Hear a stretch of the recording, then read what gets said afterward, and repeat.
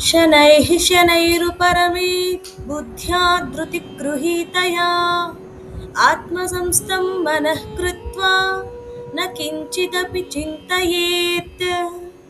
పద అర్థం చూద్దాం రండి.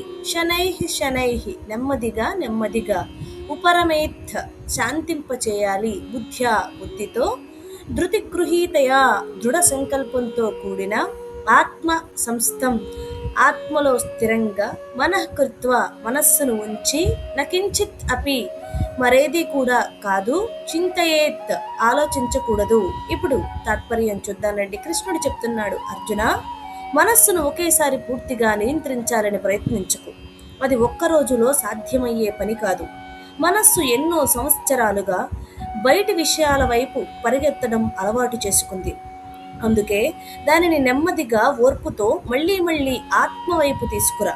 అర్జున, ఈ సాధనలో తొందరపడకు, నిరాశపడకు. దృఢమైన బుద్ధితో, ధైర్యంతో ప్రతిరోజు కొంచెం కొంచెంగా ముందుకు సాగు.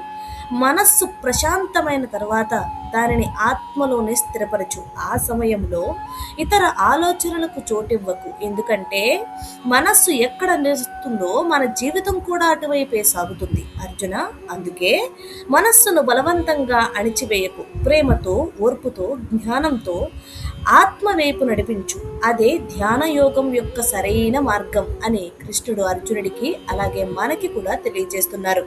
హరే కృష్ణ.